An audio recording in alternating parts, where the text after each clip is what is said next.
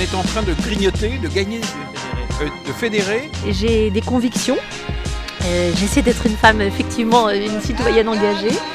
Et j'ai toujours ce souvenir que les rêves sont réalisables à condition d'entreprendre et de persévérer. Donc j'essaie d'entreprendre et de persévérer.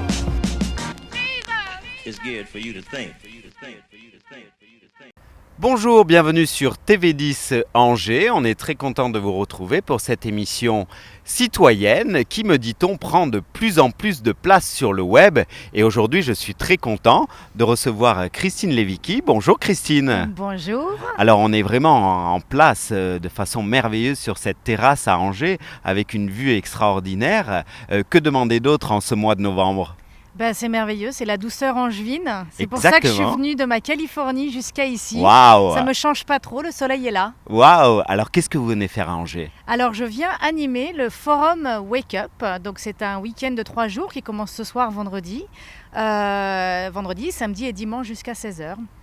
J'ai une 50aine de participants qui viennent travailler avec moi sur les enseignements du livre, du livre Wake Up, 4 principes fondamentaux pour arrêter de vivre sa vie à moitié endormie. Exactement, alors on le montre à l'antenne, ce livre Wake Up qui connaît aussi un grand succès après un autre best-seller, J'arrête de râler, on en parlera un petit peu plus tard. Expliquez-nous un petit peu Wake Up. Tout à l'heure vous m'expliquiez cette idée de brillance que l'on ressent dans sa vie et justement c'est d'actualité parce qu'on prend même le soleil dans les yeux en ce moment. Voilà, donc Wake Up, c'est 4 principes fondamentaux pour arrêter de vivre sa vie à moitié endormie.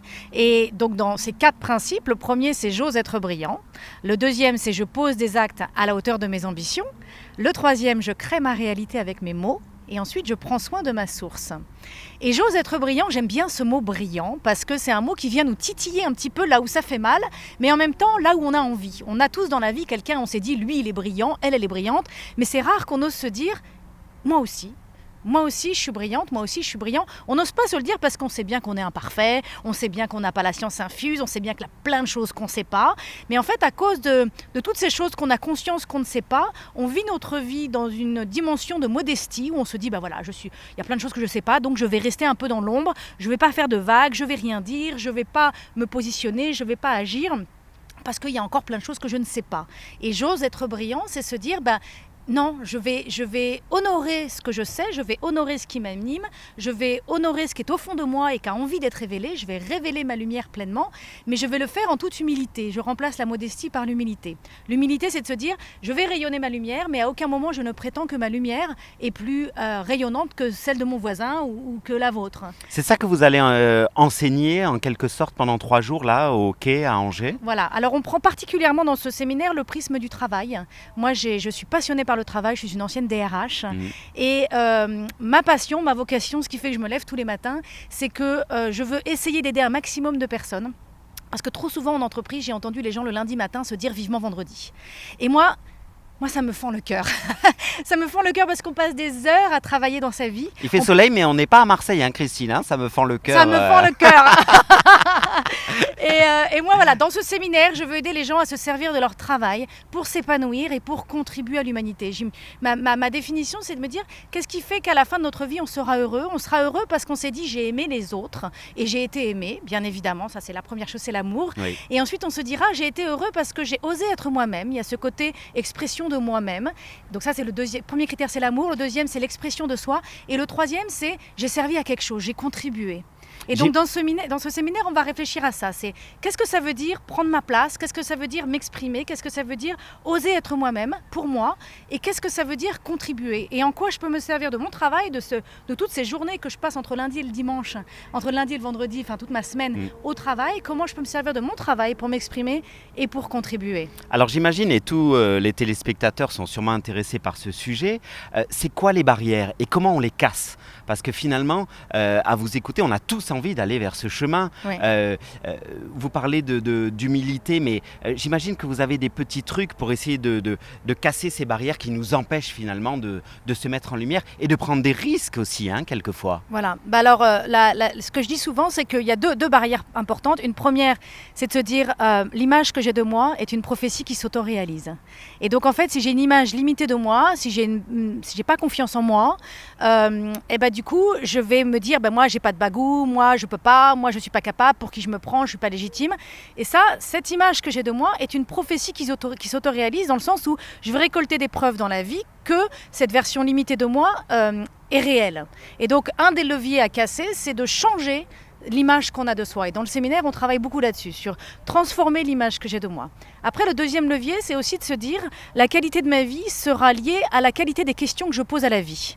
Et en fait, si je me lève le matin et les questions que je pose à la vie, c'est comment est-ce que je peux gagner plus d'argent, comment est-ce que je peux moins réussir, comment est-ce que je peux moins souffrir, ça, c'est des questions finalement assez petites. Enfin, c'est des questions importantes, mais c'est des questions qui n'ont pas pas de richesse à l'intérieur. C'est des questions pauvres, c'est des questions qui sont basées sur une notion de manque, sur une notion de limitation. Donc dans ce séminaire, on apprend à se poser des nouvelles questions sur la vie. Par exemple, on apprend à se dire qu'est-ce qui est à l'intérieur de moi qui a envie d'être révélé. On apprend à se dire comment est-ce que je peux servir aujourd'hui. Comment est-ce que je peux contribuer au monde aujourd'hui ? Qu'est-ce que j'ai envie d'être pour les autres ? Qu'est-ce que j'ai envie d'apporter au monde ? Ça, c'est des questions qui apportent des grandes réponses. Exactement. Vous vivez aux États-Unis, vous l'avez dit tout à l'heure. Est-ce que vous sentez que les Français sont moins prêts ou ont une façon de vivre qui n'entraîne pas ou plus difficilement ce changement ?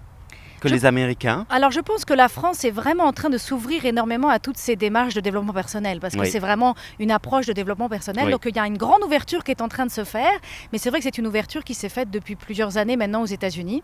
Ce que je constate, c'est que peut-être qu'aux États-Unis, les gens ont un a priori de confiance. C'est-à-dire que s'ils rencontrent un coach qui propose un séminaire ou si ils découvrent un thérapeute qui propose une nouvelle technique pour être mieux dans la vie, ils vont essayer.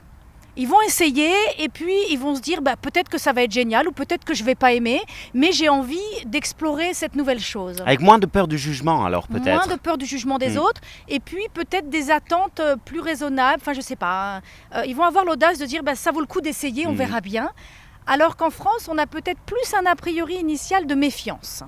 De se dire oh là là là là là là, c'est quoi ce truc ? Est-ce que c'est pas une arnaque ? Est-ce que c'est vraiment ce qu'il me faut ? Est-ce que ça va vraiment m'aider ? Et donc on a toujours besoin d'être sûr. On a toujours ce besoin de se dire il faut que je sois sûr que ce soit vraiment ce qu'il me faut avant de le faire.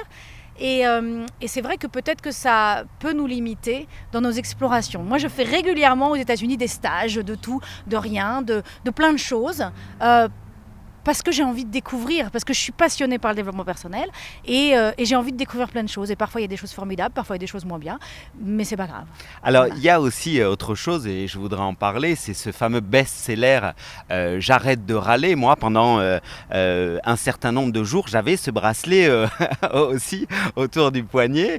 Vous pouvez nous expliquer un peu, c'est un livre qu'on voit partout et qu'on retrouve partout. C'est le livre qui a fait qu'on vous a vu dans la lumière, justement. J'avais envie aujourd'hui aux Angevins et aux autres que vous expliquiez un petit peu ce livre et pourquoi il y a certaines personnes qui se retrouvent avec ce bracelet par exemple et d'autres choses. Alors ce livre a commencé par un blog et ce blog est né parce qu'un soir dans mon lit j'ai eu une révélation. Un soir dans mon lit je me suis dit Christine, un jour tu vas mourir et tu vas réaliser que tu as passé ta vie à résister ta vie. Je me suis rendu compte que ma vie, la vie, en tout cas la mienne, elle est souvent ordinaire et pas toujours sexy. Et qu'en fait le quotidien ordinaire, et peut-être que les auditeurs vont se reconnaître, c'est effectivement de se lever le matin, de mettre le lave-vaisselle en route, le soir de le vider, de mettre des lessives, d'être coincé dans les bouchons, d'aller bosser, d'avoir trop d'emails, d'avoir des gens qui ne comprennent pas ce qu'on veut qu'ils fassent ou des gens qui ne font pas ce qu'on voudrait qu'ils fassent. Enfin, il y a finalement une multitude de frustrations, de résistances qui se passent dans une journée. Et en fait, moi, je me suis rendu compte que je passais ma vie à résister ça et donc à râler, en fait, à râler sur ces choses-là. Et je me suis dit, mais mince, en fait, ma vie, elle sera toujours comme ça. Oui, il y a toujours des week-ends qui sont un peu plus particuliers. Il y a toujours un jour où je vais m'offrir un massage que j'ai reçu à Noël en bon cadeau. Il y a toujours des moments un peu plus sexy. Mais souvent, de manière générale, la vie est ordinaire et pas toujours sexy. Et moi, je me suis dit, j'en ai marre de résister cette vie. Et donc, je dois apprendre à me positionner autrement par rapport à ce quotidien. Et je me suis dit, et si j'arrêtais de râler ? Et c'était une belle idée, une belle intention. Un soir dans mon lit, alors que j'étais un peu fatiguée, j'avais cette illumination. Et là, je me suis dit, c'est bien gentil d'avoir cette belle idée dans ton lit, mais demain, tu vas oublier. Demain, tu vas oublier tes belles intentions. Et là, ce soir-là, je me suis dit, non, il n'est pas question d'oublier, c'est important là. Et donc je me suis dit, je vais me lancer un challenge. Je vais me lancer le challenge de ne pas râler pendant 21 jours consécutifs. Et donc j'ai mis un bracelet à mon poignet, d'où le fameux bracelet. Et à chaque fois que je râlais, il fallait changer le bracelet de côté et remettre les compteurs à zéro. Parce qu'évidemment, c'est 21 jours consécutifs. Oui. Donc il m'a fallu 4 mois et demi pour faire 21 jours sans râler. Et encore, c'est un bon score. Et dans le livre, je raconte ce qui s'est passé dans ma vie. Donc ça marche. Ça marche. Excellent. Voilà. Et ça marche aujourd'hui. Cette vie ordinaire et pas toujours sexy et délicieuse pour moi. Ma maison est toujours en bazar, ma voiture est toujours sale, il y a toujours trop d'emails. Tout ça, ça n'a pas changé. Le frigo est trop souvent vide et je ne sais pas quoi faire à manger pour le dîner. Mais la vie est douce, la vie est fluide. J'ai l'impression d'avoir développé un rapport fluide avec ce quotidien. Et grâce à ce rapport fluide, je suis ouverte à savourer ces petits instants, parce qu'ils sont là, les petits instants de bonheur, au milieu de cette journée ordinaire. Mais avant, je n'étais pas capable de les voir. Alors, Voilà. merci Christine, c'est très inspirant pour nos téléspectateurs. Je sais qu'il y a aussi un sujet qui vient peut-être du style de vie aussi californien, dans l'activité physique qui vous tient à cœur. Et justement, j'aurais aimé qu'on en parle un petit peu. Et après, on expliquera aussi que vous faites partie d'un ouvrage de 25 femmes remarquables. Un ouvrage que vous retrouverez bientôt dans les bonnes librairies. Un ouvrage de Emmanuel Japper, avec des photos de Jennifer Sampieri. Christine, est-ce que vous pouvez nous dire un peu ce style de vie actif que vous représentez et pourquoi il est si important de faire une activité physique en plus? Voilà, dans le 4e principe de Wake Up, le 4e, c'est je prends soin de ma source. Et ce que j'appelle la source, c'est cette idée qu'on a tous à l'intérieur de nous une flamme intérieure. Et en fait, on ne peut pas se permettre de laisser la morosité ambiante, de laisser la négativité, de laisser les discours de peur, de limitation, de manque qui nous entourent, éteindre cette flamme intérieure. Ma plus grande responsabilité dans ma vie, c'est d'entretenir ce feu intérieur, cette flamme intérieure. Et je me suis rendu compte que cette flamme intérieure, le moment où j'étais le plus connectée avec cette flamme intérieure, c'est quand j'étais connectée avec mon corps. Quand je suis connectée avec mon intuition, quand je suis connectée avec mon cœur. Moi, j'ai passé une grande partie de ma jeune vie d'adulte à être convaincue que ce qui était important dans ma vie, ça se passait là. Ça se passait dans ma tête, c'était ma capacité à prendre des bonnes décisions. Est-ce que j'ai choisi les bonnes études? Est-ce que j'ai choisi le bon stage, le bon premier employeur? Est-ce que c'est le choix raisonnable? Et en fait, ce que j'ai réalisé, c'est que c'était pas vrai du tout. Mon cerveau n'est pas le patron de ma vie. Mon cœur est le patron de ma vie. Et mon cerveau est un merveilleux exécutant. J'ai un directeur de projet exceptionnel, c'est mon cerveau.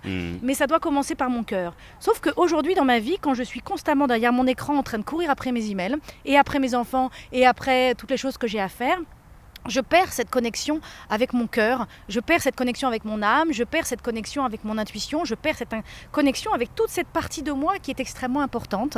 Et donc j'ai choisi de mettre le sport au cœur de ma vie parce que c'est quand je suis dans le sport que je suis dans une meilleure connexion. Alors je ne fais pas du sport parce qu'il faut faire du sport, parce qu'il faut que je sois conforme aux femmes dans les magazines et que je ne sois pas trop grosse et que je ne le fais pas par culpabilité. Je fais du sport parce que je sens que c'est un moyen de connecter avec ma flamme intérieure. Donc moi je fais de la course à pied régulièrement, je fais du yoga, je fais de la marche en nature et c'est pas quelque chose que je fais de temps en temps, c'est quelque chose que je fais 3-4 fois par semaine.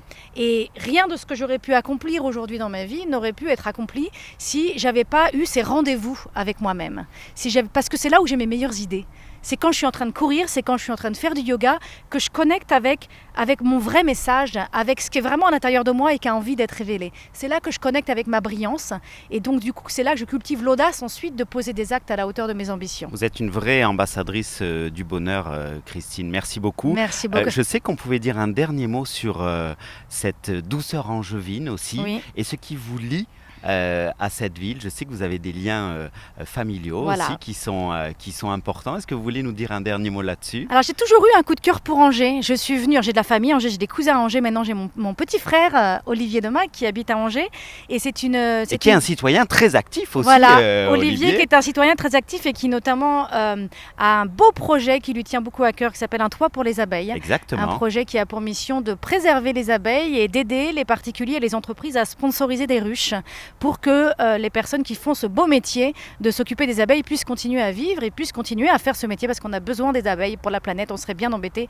si elles n'étaient plus là. Donc, essentiel. Essentiel. Un toit pour les abeilles, c'est une entreprise qui qui se répand et dont beaucoup d'énergie démarre d'Angers.